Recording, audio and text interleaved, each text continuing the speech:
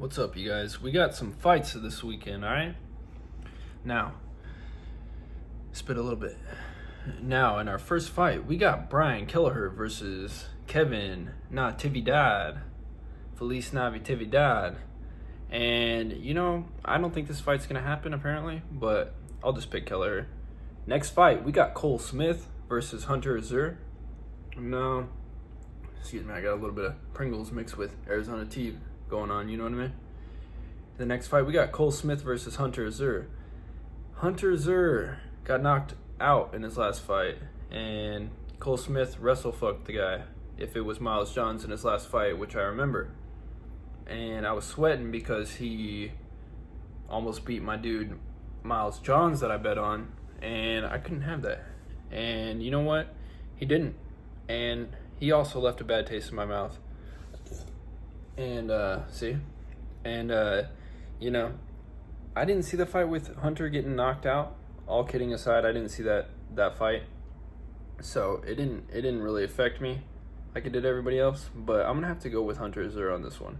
I think that he'll just be a little bit busier and then manhandle Cole at some point and get the win. All right, in the next fight, we got Romanov versus De Lima. And everybody remembers De Lima. He's a fat ass who beats cans, the can beater.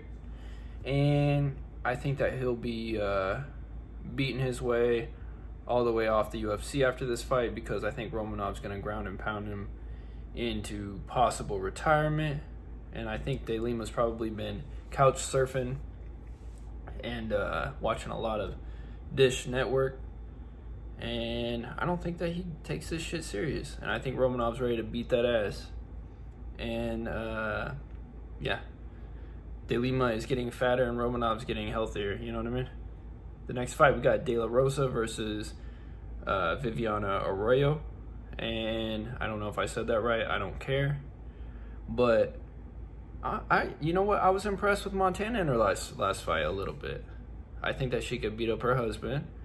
And I think that she could possibly beat this gal up. Now, I don't remember Viviana.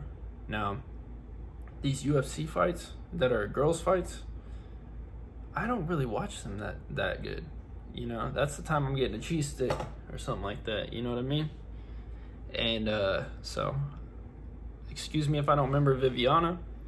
So I'm going to go with a little bit of recency bias here and pick De La Rosa. All right, our next one, we got Muniz versus Fabinski. And in this fight, Muniz is the bigger man. He is crafted in Brazilian Jiu-Jitsu, I believe. And his striking looks good. And Fabinski is one of these guys that's like, wrestle up against you and want to grind up on you and dance. You know what I mean? So I think that Muniz can actually edge this one, and he's the underdog. So I'm going to put a little bit of cash on him, some more than I already have.